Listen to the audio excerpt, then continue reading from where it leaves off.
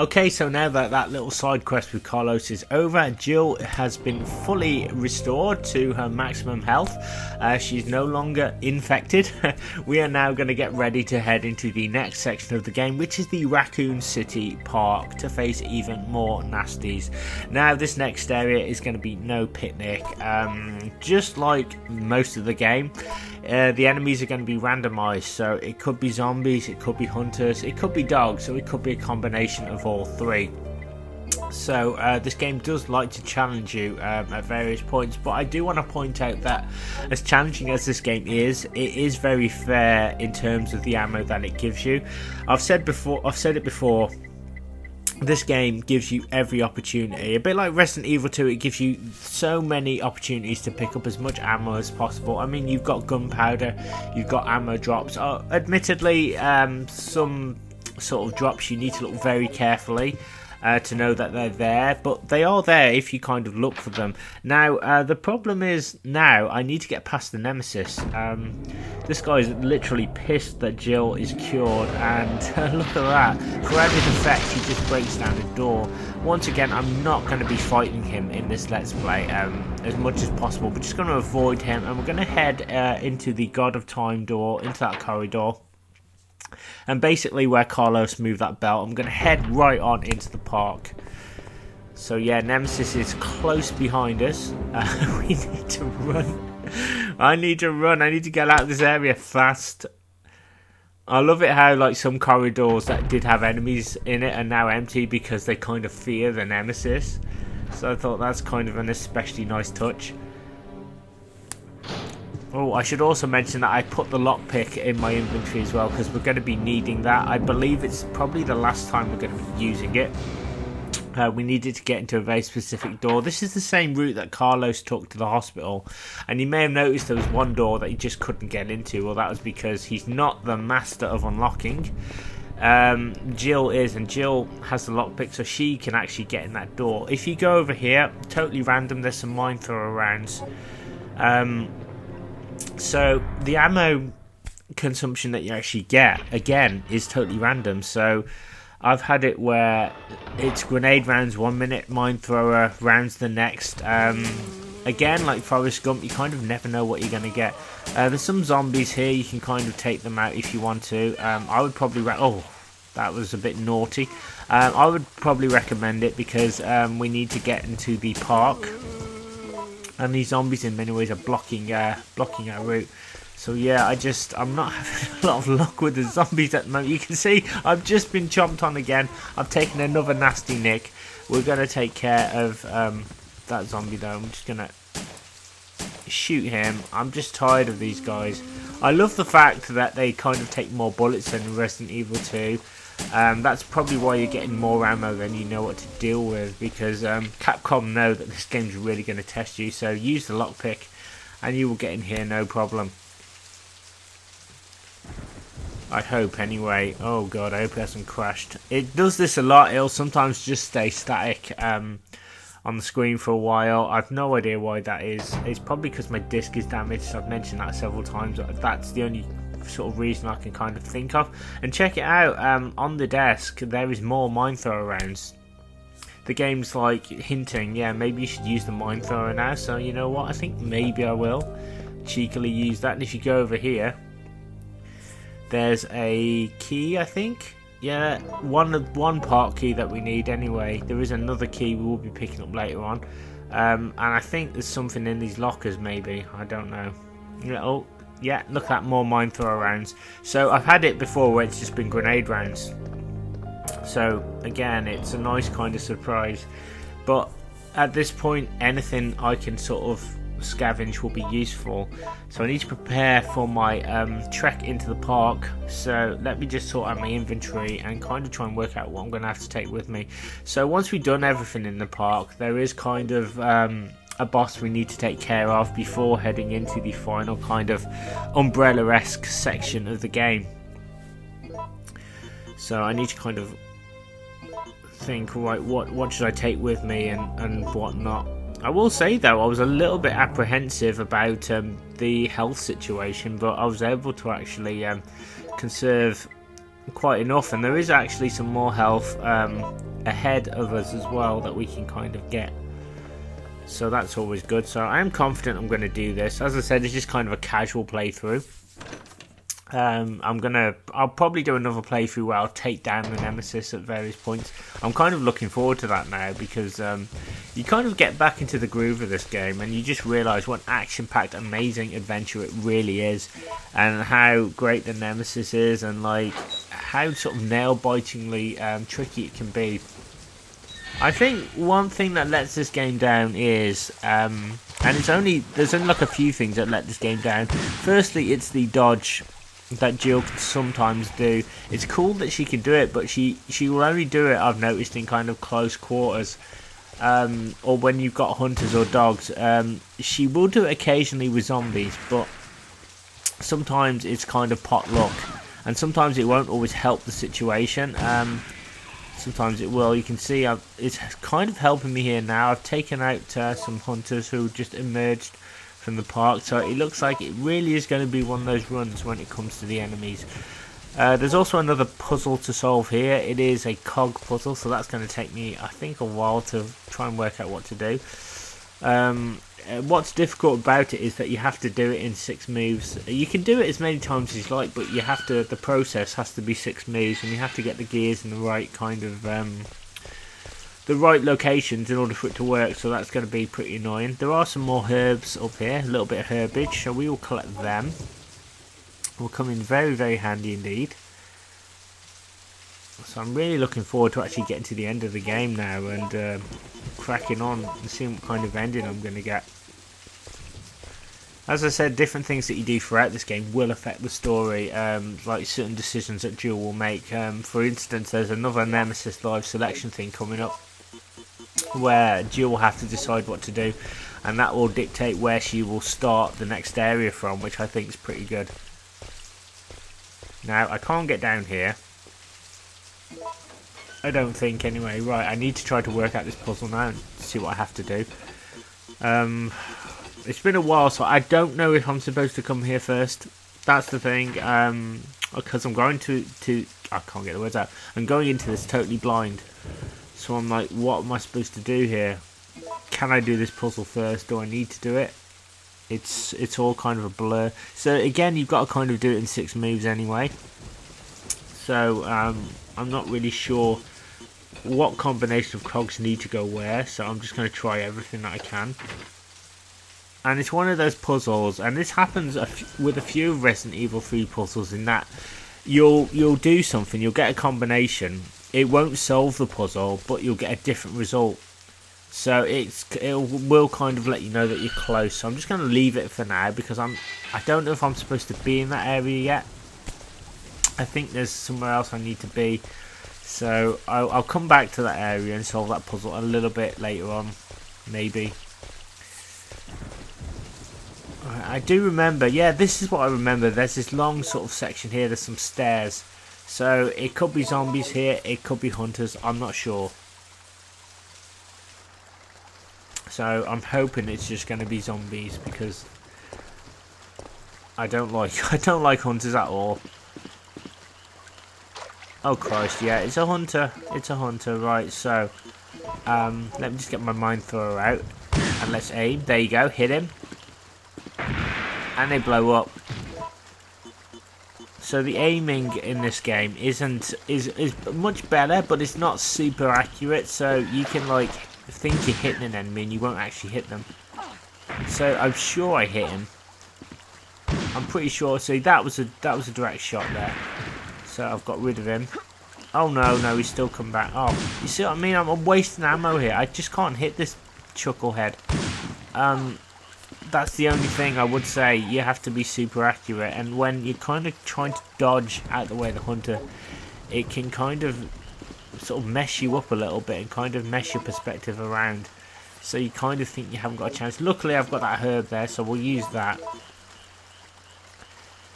And this is what always confuses me, because I've got no ammo in there, right? There's nothing in there, and the game says that it's giving me that message. So there's no ammo, so it should just go in there normally. But the game's like, no, sorry. Basically, you can put it in, but any round you have will disappear. Why is that the case? Like, if you can put like 45 or however many grenade rounds into a grenade launcher, why can't you do the same with mine thrower? I mean, it's a freaking video game. Yeah, those are probably my only concerns with this game. And also the water puzzle, the water solution puzzle, I think is just rubbish and very unnecessary, pointless, and it's just kind of like laborious as well. So I'm really not looking forward to that when I get to it. But check it out, we can use the mine thrower on all these dogs. So what did I tell you? We're going to get a combination of everything in the park. Hunters, zombies, dogs. But we've cleared out this area now. So what we want to do is, I think there's like 2 corpses here we can check. It looks like Nikolai's been here. He's kind of taken out his umbrella cohorts. Right, that's a park key.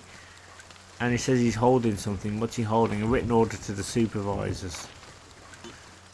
Right, okay, so I think I picked up the park key anyway. Right, what's the other guy? There's another guy down here, I remember. But I want to make sure the area's clear, though. Yeah, he's got something on him.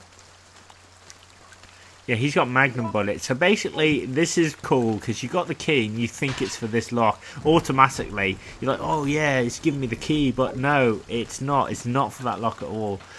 We need a different key for that one. So we need to go all the way back. It's kind of really clever and very cool at the same time. So it really kind of gets you thinking. So now I think I've got to go back and solve that puzzle with the cogs. Again, I'm not very good at some of the puzzles in Resident Evil 3, if I'm honest. It's not that they're difficult. Like, the cog puzzle, in theory, I know what to do. I just have to move the cogs around. The problem is, you have to do it in 6 moves. And if you get it wrong, you can do it over and over, but it has to be 6 moves or less, I think. I think that's how I'm supposed to do it. And it's just trying to think through the whole thing as well, because my brain doesn't kind of go... You know, I can't sort of think ahead most of the time. I just haven't got the type of brain, so a lot of the time I just like fiddle about with them, and just sometimes I will get the desired result that I need to. It looks like I've got to go back this way and do that puzzle. No problem with that. But so far so good anyway. I've cleared out most of the park. It's looking good. We're going to use this control panel again and try and work out what the hell I'm supposed to do, because I don't have the Scooby. We'll just try different things and see what happens. Right, that's done nothing. So there is a diagram to the right. So in theory, I kind of get an idea of what I'm supposed to do. I have to put, like, I think I've got to put the black cogs on top and the greyish ones at the bottom. Maybe, I don't know. I'll just keep playing around with them and see what happens. No, that hasn't worked. Oh, this is embarrassing. This is really embarrassing. I can't work this out at all. Save my life. See, the diagram's there, but it's not very helpful, I don't think. I think once I've got the sequence, though, at least when I go and play this next time, I'll know exactly what to do. So it's got to be, I think, it's got to be 4, and they've got to be together from the looks of it. I said that is not helpful, that diagram. It doesn't really tell me what I kind of need to do. Or maybe it does. Maybe I'm just not looking at it correctly. Let's try something else. Let's try that. That. If we put that there. That's got to do something. Come on. Come on. Oh, nothing's happened. Like, you'd think I'm moving all these cogs around. Surely something would happen. I'm pretty sure something happens even if you get it wrong. So I'm going to keep trying. I'm going to keep playing around. Oh, there you go. Something's happened. Right, what has happened though? What? Okay. Oh, okay. That's had the wrong effect. It's actually put water in this area, not out. So I haven't really drained the area, but I can go down here and have a move around. Okay, that's very... that's what I'm talking about. Some of the puzzles in this game, like, they're like, yeah, see, that's the solution. The solution is right at the end. So in many ways, I think I have to balls up the puzzle, and in order to get down here to see that diagram there, that's kind of why I didn't find it that helpful, really.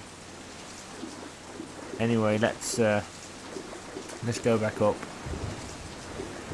And now I know, armed with that knowledge, now I know that I can kind of solve the puzzle now. So yeah, it's one of those games. Once you know the solution, then you can just kind of do it first time, each time, really. But again, I'm coming into this not playing for a while, so it's like everything's kind of not new, but I have to sort of think a little bit more about what I'm doing and try and get the combination right. Okay, well this is totally wrong. At least I know that much. So that doesn't work. We're gonna have to try again. Right, so the black ones have to go on top. So let's try that. We'll put that there, maybe. Again, I've only got 6 moves. Now I've only got 4. Aha! There we go. Done it. Eureka. So again, not difficult in theory, but when you see that diagram, with the 4 things, and then you see that one at the end, you kind of do get an idea of what you're supposed to do. It looks like it's telling you different combinations do different things, but you really only need one combination, and that's to drain the water from the area, giving you access to the ladder, which is here. So we'll pop down the ladder. So this is absolutely necessary because we won't be able to progress any further unless we do that puzzle. So now we're kind of in a sewer system. We're gonna go head into a new area of the park, I think. Oh god. We go up the ladder, yes. So once we go up the ladder, we'll be in a nice, I say a nice, kind of creepy graveyard. It's very thriller-esque, Michael Jackson-esque. As soon as we move forward, we're going to get a little bit of resistance, I think. Yeah, see, zombies are like emerging from their graves. So I need to take them out. I'm going to use the oh, for God's sake, that's what pees me off. I waste mine thrower rounds. You know, I think Jill's aiming could be a little better than it is. I mean, don't get me wrong, it's not bad, and it is realistic because you're not always going to hit everything, but like, I was in the general direction of where that zombie was, so I feel I should have hit it. But the game's like, no. Yeah, I want to use the mine thrower. Right, any more zombies? Yes, I think there is. There's one. Oh, there's 2 emerging. That's peed me off now. Wasted one. There we are. Blown them up. Poor Patrick. And we're going to head over this way. Now, basically, remember that first key we picked up? It's actually for this door. So this leads us into this little cabin here. I believe there's a save room here, and there's some more ammunition we can kind of take advantage of. Yes, there is. There's a couple of B's and a couple of A's. So we can make some more, hopefully some more rounds. Right, there's something shiny over here. It is the, oh, what is it? It's the steel pipe or something. The iron pipe, okay. So we need that to clear out some debris in the fireplace, because there's like a secret entrance. But anyway, let's try and see what I need to do, because I can't remember. There's a save room, I think, in the next room. Although I don't get why they didn't just put it in this room, because that's where the kind of ammunition is. But Capcom like to give you gifts, and in the save room there is in fact another gift we can pick up. Let's use the B ammo and the A ammo. Let's try and make some ammunition now.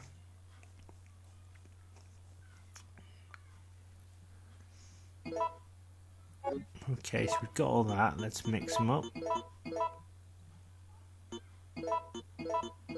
There we are. So I should have flame rounds when I use the reloading tool, and apparently it does get more advanced the more that Jill does it. The more Jill kind of mixes ammo, apparently the more experience she gets and the more powerful rounds she can make.